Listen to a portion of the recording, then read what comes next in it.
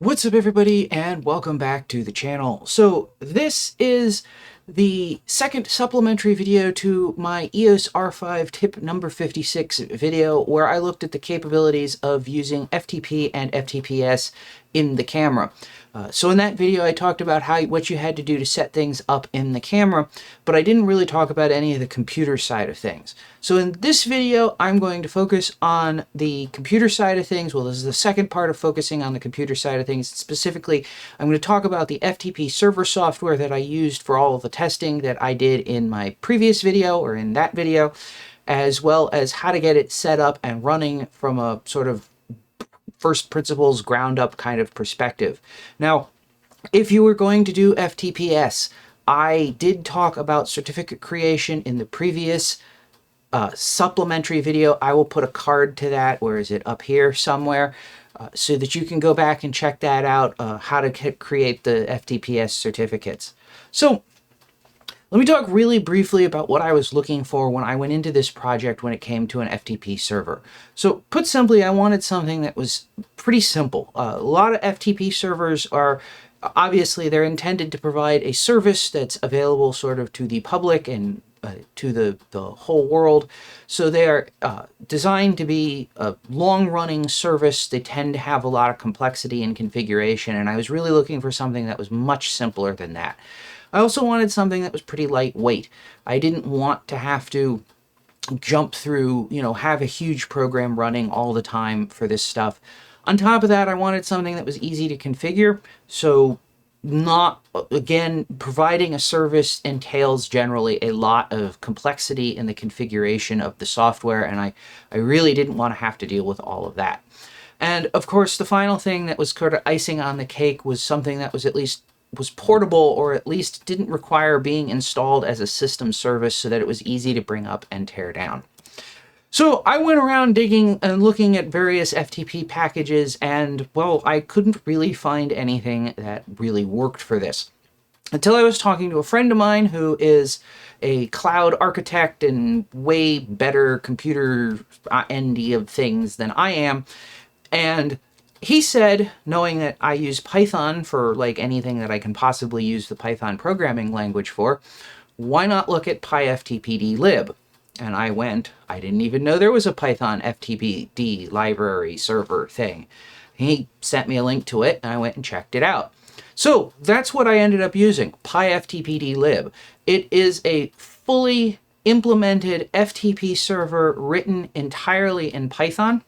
So it will run anywhere that you can install Python. So that basically means Windows, Linux, Mac OS, any of the BSDs, pretty much basically everywhere.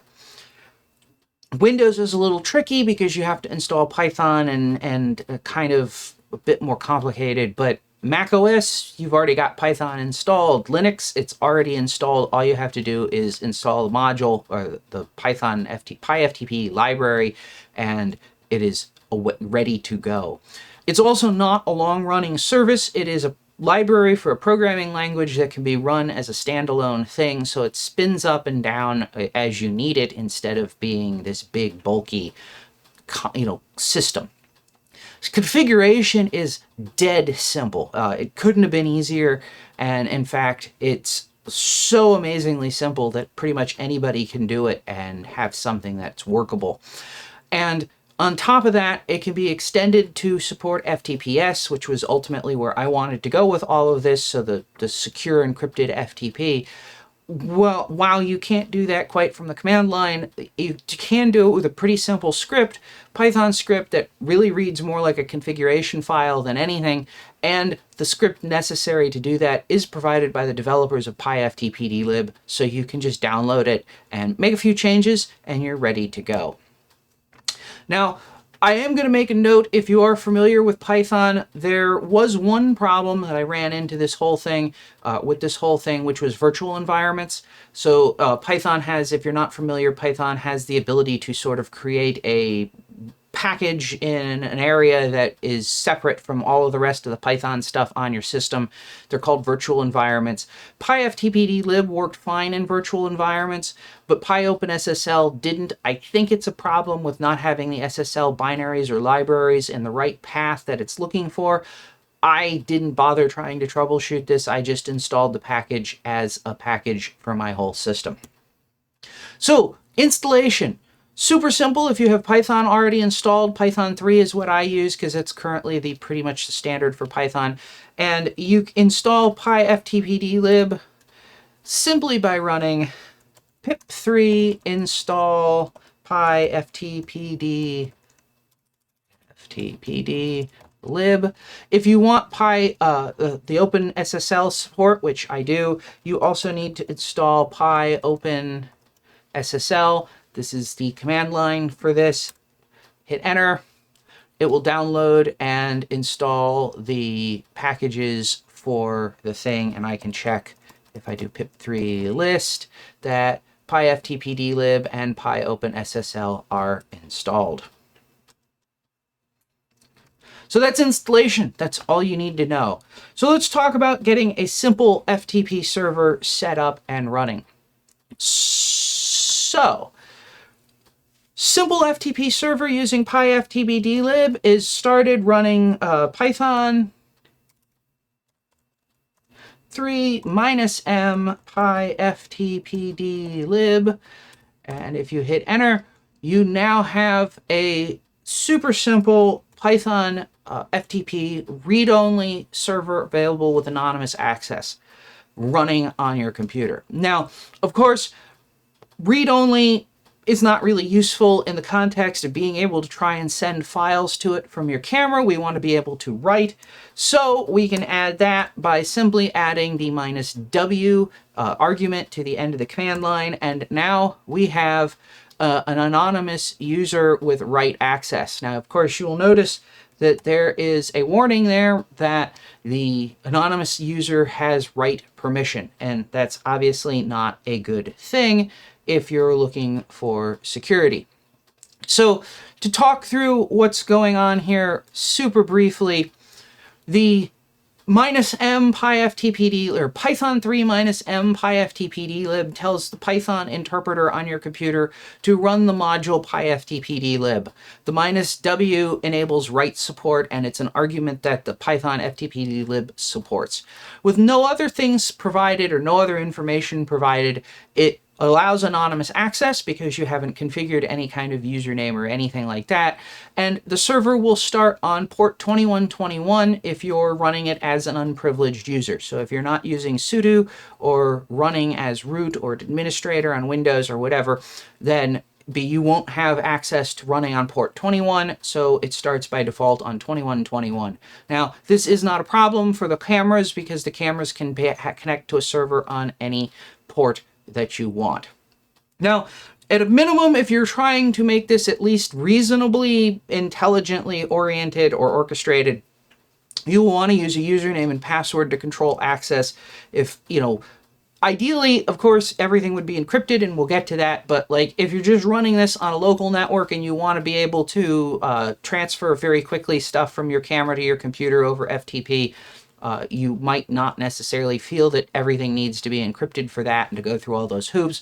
So we would want to, at a minimum, have some username and password options. So if we come back to the previous command, so Python 3 -m PyFTPDlib -w, we can add a username and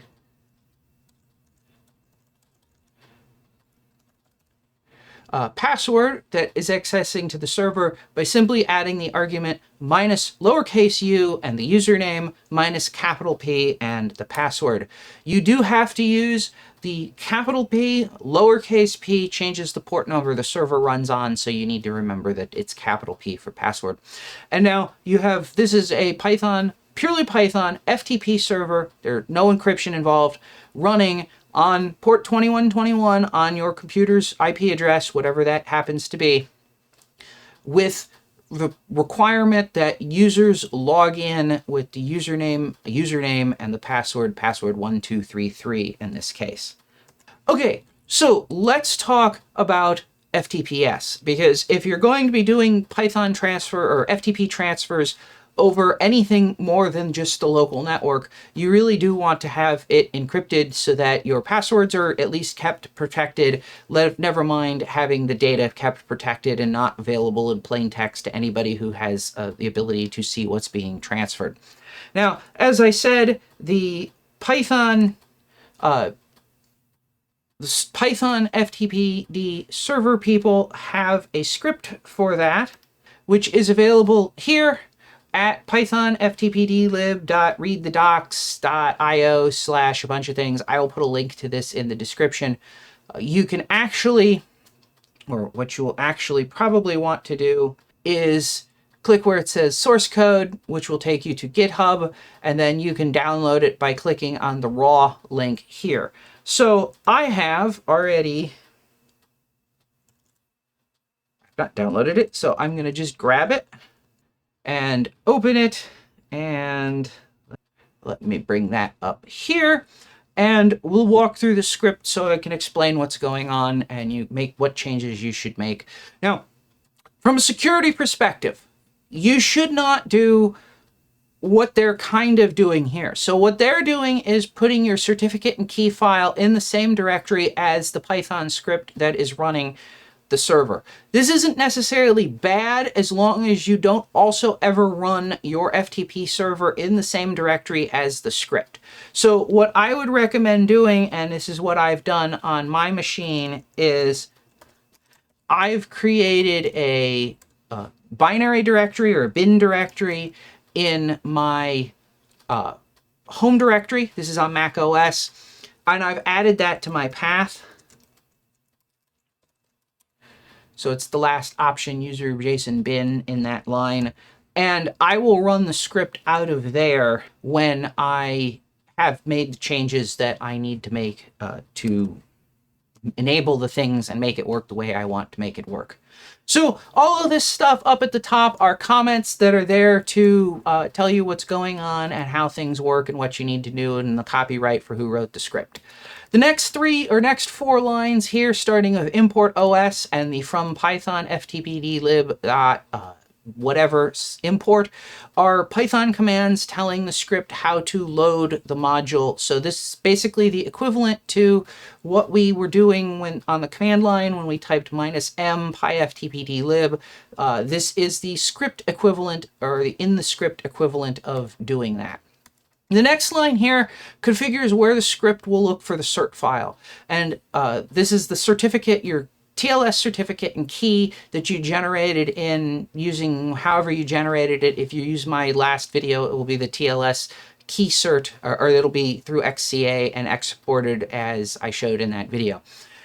The way this is set up by default, the script looks for the TLS certificate and key in the same directory as the script, which is why I said you don't want to run the server, because it will also run the server in the current directory from that in the same place. You don't want to have your key and certificate made publicly available in your FTP server, even though nobody else should be logging into it, but it's just a better practice not to do that. So that brings us down to this def main function, which is the bulk of the script and the thing that we want to make some changes to make our customizations to this script. So the first thing that you're going to want to consider changing are where it says authorizer.addUser, and you have a couple of options here. So you have user, and then 1, 2, 3, 4, 5. This is the password. So you may want to change this user to whatever username you want to use, and the password to whatever password you want your camera to log in with. Don't use your computer's login account user information. This is for your camera to log into the server, not for you to log into your computer, and it's a better practice to not have them be the same thing. To finish out what the rest of this line does, because it's important not to change the rest of this stuff, the dot here in single quotes is telling the server where to open the or what directory to share. So it will be the current directory that you are in when you run this script.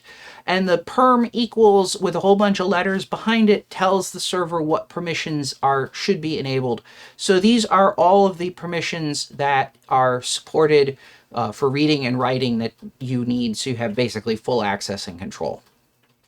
So the next line down, number 26, is authorizer.addAnonymous, and again, it's a dot in quotes. So we're going to get rid of this because we don't want anonymous access to this server.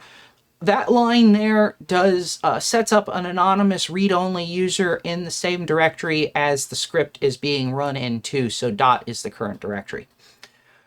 We don't want to mess with this new line 26, so handler equals TLS FTP handler.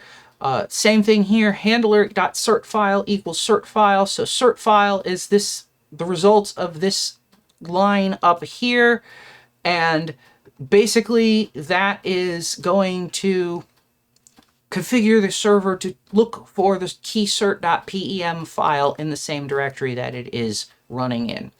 So we don't want to mess with that. Same thing with handler.authorizer, we don't want to mess with that. Now there are 3 commented out lines here. They're the ones with pound signs in front of them, and one's a comment, 2 of them are things you can enable. I'm going to enable both of these, and what these do is force this to be an FTPS only server. So handler.tls control required equals true, and handler.tls data required equals true means that if you try to connect to this server using a unencrypted FTP client, and the client doesn't ask for encryption, the server will not, it will just close the connection and it will not allow things to proceed. So this forces everything up to being encrypted and secured. Now, there are 2 more commands that you may find you need to add. These are not necessary unless you are running a FTP or running this server on the other side of a firewall with NAT. So essentially providing global access to this server from somewhere else. Now, why would you want to do that? Well, the answer to that is you're FTPing up, or you want to be able to FTP stuff to this server from a camera tethered to your phone anywhere in the world. Now, my current testing with the R5 says that this is broken. At least it's broken for me, but I have been told that it works on the R6 just fine. So that's an example of where you might want to or need to do this. So the way FTP works, you would have to do this in passive mode because it's a complicated, messy old protocol that I talked about in previous videos. But there are two commands that you would need to add to this to enable doing that. The first one is handler.passive. Hang on. Handler.passive ports.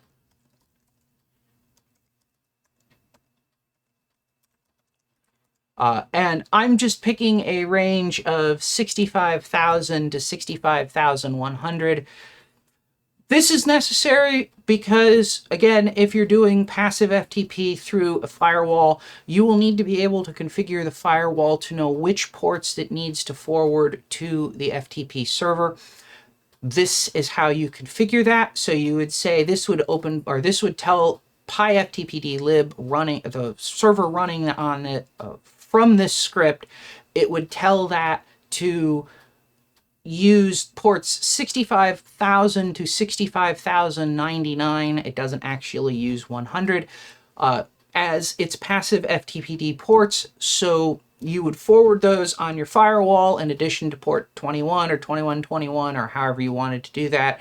And this would keep everything in the working range. The second thing that you would need to add is handler.masquerade address.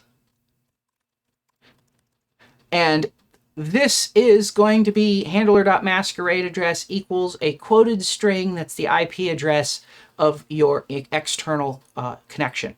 So with FTP, it's kind of messy. The computer that's sending the connection back needs to be able to tell the client that's connecting to it in passive mode what its public IP address is so that it can reconnect to the right place. Obviously, if you're running this behind NAT and a firewall, it's going to have a private IP address, not the public IP address. So this has to be enabled with your public or set with your public IP address so it knows what to tell the client to connect to. I'm not using this. Passive ports doesn't make any difference if you are running on a local network or running it locally. So I'm going to just get rid of both of that. So if I save this and I jump back to the terminal, so I have moved what I just did there was made TLS FTPD.py executable, and I have moved it over to that bin directory that I showed earlier so that I could run it. And if I run TLS FTPD.py, it runs the server. This is now encrypted using that username and password to get things going. So this was basically the simplest FTP server that I could find. And I know this is probably a little bit more complicated looking than it might need or might seem. If you're only using this on a local protected or local network that's encrypted, say your local wires or your wireless network in your studio or your home, you could spin this up, run it just with the command line that I showed at the beginning, and transfer stuff from your camera to the computer via FTP super easily. Obviously, making things publicly available and so forth gets a little bit more complicated. I hope that if you're planning to do that, you at least do some digging to understand the requirements and issues with network security and maintaining your security for that. But hopefully this gives you some ideas of what you could do with PyFTPDLib as an FTPS server and, you know, using that to your advantages.